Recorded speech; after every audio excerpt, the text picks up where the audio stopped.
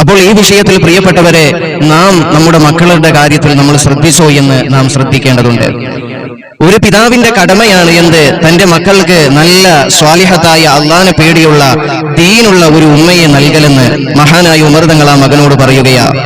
അതുകൊണ്ട് തന്നെയല്ലേ ആദരമാകുന്ന പ്രവാചകൻ നബി മുഹമ്മദ് മുസ്തഫ സ്വല്ലല്ലാഹു അലൈഹി വസല്ലമ തങ്ങൾ അവിടുന്ന് പറയുകയാ, നീ വിവാഹം കഴിക്കാൻ ഒരുങ്ങുമ്പോൾ, ആദ്യമായി നീ പെണ്ണ് കാണാൻ പോകുമ്പോ അവളിലുണ്ടല്ലോ ആഡംബരമല്ലടോ നീ നോക്കേണ്ടത്, സാമ്പത്തികമല്ലടോ നോക്കേണ്ടത്, സൗന്ദര്യമല്ലടോ നോക്കേണ്ടത്, പിന്നെ എന്താണ് അവളിൽ ഉള്ളതെന്ന് നോക്കേണ്ടതെന്നറിയുമോ?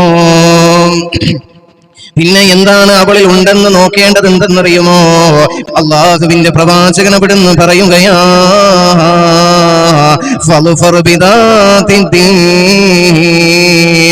അവളിൽ ദീനുണ്ടോ എന്നാണ് നീ നോക്കേണ്ടതെന്ന് അള്ളാഹുവിന്റെ പ്രവാചകൻ നബി മുഹമ്മദ് മുസ്തഫ സ്വല്ലല്ലാഹു അലൈഹി വസല്ലമ തങ്ങൾ അവിടുന്ന് പഠിപ്പിക്കുകയാ. പെണ്ണ് കാണാൻ പോകുമ്പോ നമ്മൾ അവർക്ക് സ്വന്തമായിട്ട് വീടുണ്ടോ, എന്തുണ്ടോ, അങ്ങനെ ഉണ്ടോ, സാമ്പത്തികമായിട്ട്, അതൊന്നുമല്ല നമ്മൾ നോക്കേണ്ടത്. പിന്നെ എന്താണ് നോക്കേണ്ടത്? അള്ളാന്റെ റസൂല് പറഞ്ഞത്, സൗന്ദര്യത്തെക്കാൾ കൂടുതൽ നീ പ്രാധാന്യം നൽകേണ്ടത് ദീനിനാണ്. ഫദ്ഫർ ബിദാത്തി ദീൻ, അവളിൽ ദീനുണ്ടോ എന്ന് നോക്കണം. അങ്ങനെ ദീനുള്ള ഒരു പെണ്ണിനെ നീ വിവാഹം കഴിക്കുകയാണെങ്കിൽ ഇതെല്ലാം നിനക്ക് മികച്ചതായിരിക്കും ലഭിക്കുന്നത്. നീ ആഗ്രഹിക്കുന്നതിനേക്കാളെല്ലാം മികച്ച ഒരു ഭാര്യയാണ് നിനക്ക് ലഭിക്കുന്നതെന്ന് നീ മനസ്സിലാക്കാത്തത് എന്തേ? കാരണം ഒരു പെണ്ണിന്റെ സൗന്ദര്യം എന്ന് പറയുന്നത് അവളുടെ മുഖത്ത് ഇങ്ങനെ പ്രകാശത്തോടെ നിൽക്കുന്ന ഗ്ലാമറല്ല. പിന്നെ എന്താണെന്നറിയുവോ?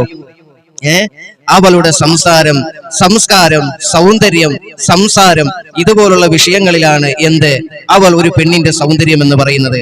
അതെല്ലാം ശരിയാകും ദീനുള്ള ഒരു പെണ്ണിനെ നീ വിവാഹം കഴിക്കുകയാണെങ്കിൽ. അള്ളാഹു മനസ്സിലാക്കാൻ തൗഫീഖ് തരട്ടെ.